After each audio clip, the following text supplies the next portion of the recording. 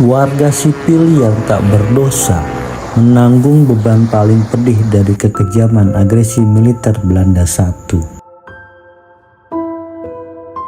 Dengan pakaian compang-camping, mereka mengais reruntuhan, mencari apapun yang masih bisa diselamatkan. Potongan kayu, logam, bahkan pecahan kaca, semua dikumpulkan, dijual ke pasar demi sesuap nasi.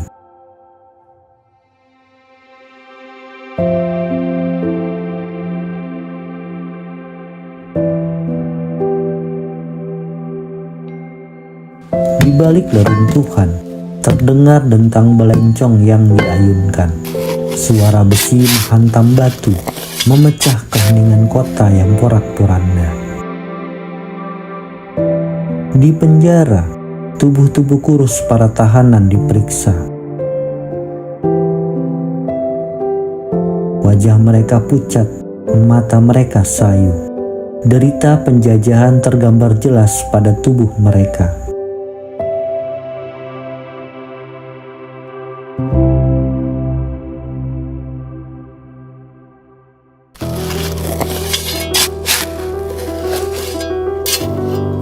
Di jalanan, orang-orang membersihkan puing, berusaha membuka jalur kehidupan.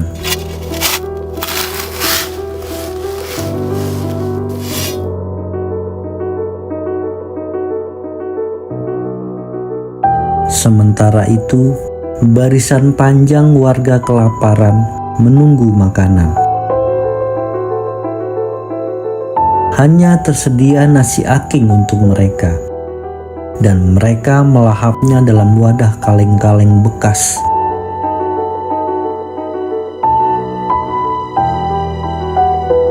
Anak-anak kecil dengan perut yang kosong dan mata mengibah.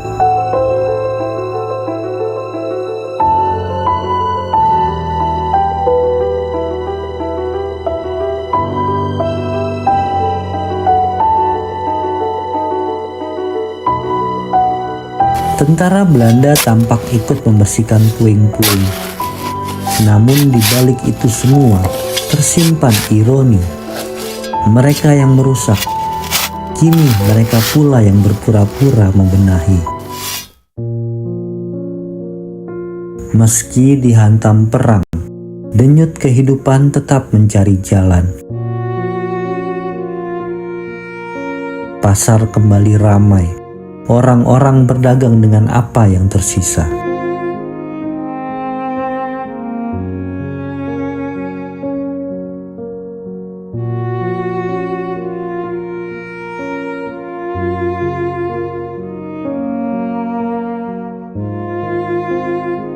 Palembang kembali jatuh ke dalam cengkraman penjajahan.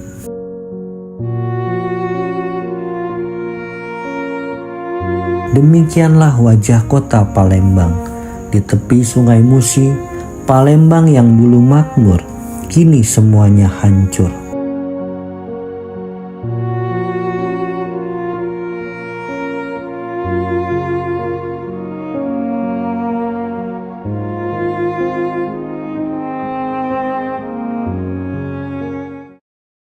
Ini merupakan titik puncak bagaimana Belanda kembali menjajah Palembang. Dilakukan peralihan kekuasaan dari Inggris ke Belanda untuk wilayah Sumatera bagian selatan. Sejak itu, Kolonel Mollinger sebagai Komandan Brigade Y sekaligus Komandan Teritorial di Sumatera bagian selatan resmi menguasai daerah itu. Pada hari itu pula, pasukan tambahan Brigade Y Belanda, Gajah Merah, yang sebelumnya ditugaskan di Bali dan Lombok, berlayar menuju Palembang. Setelah berlayar selama 5 hari, pasukan tambahan tiba di hilir Sungai Musi. Satu persatu personel kemudian didaratkan dengan landing ship tank.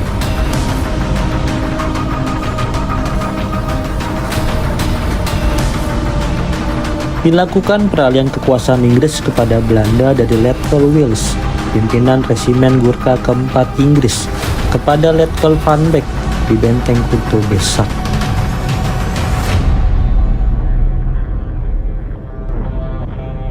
Hari itu, pasukan Belanda juga mengambil alih seluruh pos pertahanan dari Inggris.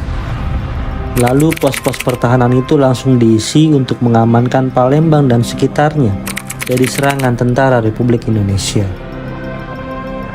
Arogansi Belanda membuat pejuang Palembang muak. Puncaknya, ketika Belanda mengubah fungsi Rumah Sakit Katolik Roma Caritas di Talang Jawa dari fasilitas kesehatan menjadi benteng pertahanan yang kuat dan strategis.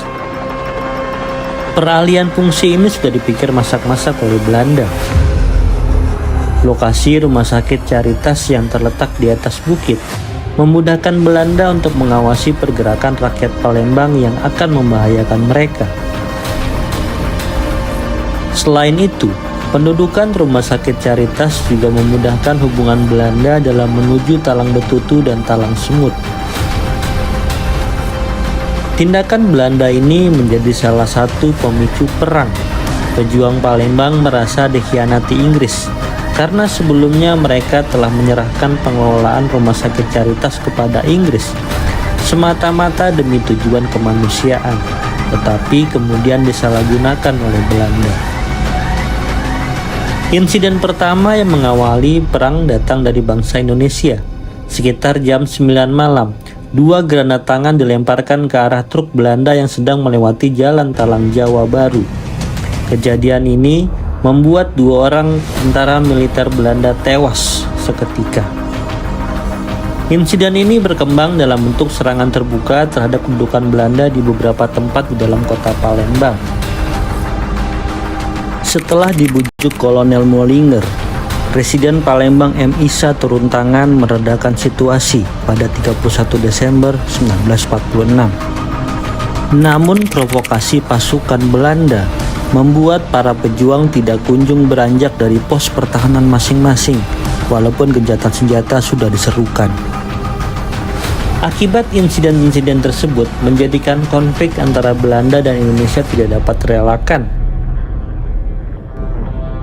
Peristiwa ini merupakan pembuka jalan terjadinya pertempuran 5 hari 5 malam di Palembang dari tanggal 1 sampai 5 Januari 1947.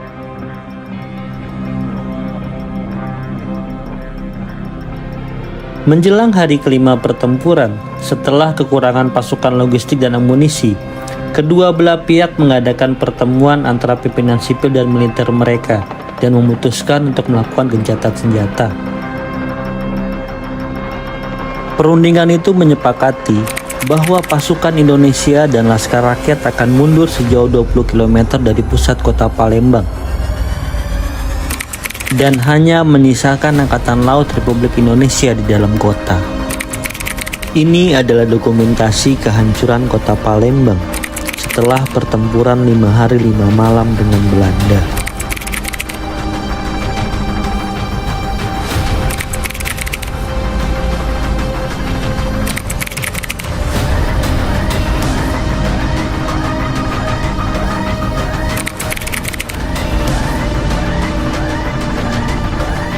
Dalam pelaksanaan kerja lapangannya, pasukan Belanda dibantu oleh pemandu dari orang Indonesia.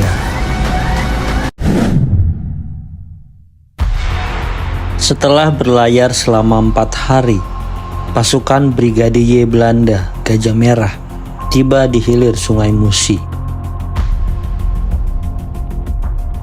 Satu persatu personel kemudian didaratkan dengan landing ship tank.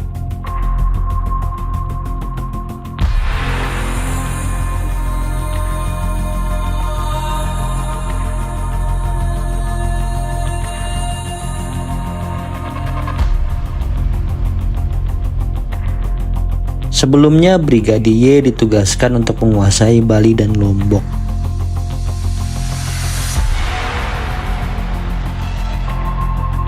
Pada 24 Oktober 1946 lalu, telah dilakukan peralihan kekuasaan dari Inggris ke Belanda untuk wilayah Sumatera bagian selatan. Sejak itu, Kolonel Mollinger sebagai Komandan Brigade Y sekaligus Komandan Teritorial di Sumatera bagian selatan menguasai daerah itu. Wakil Komandan Brigadier adalah Letnan Kolonel D.J. Panuel dengan kepala stafnya Mayor van der Veen.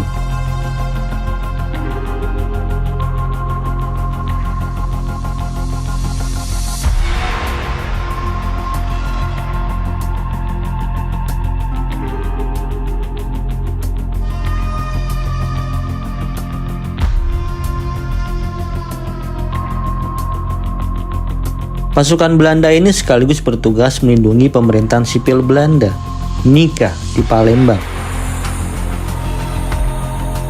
yang dikepalai oleh Mr. H.J. Witchmalen dengan sekretarisnya J. van Groen.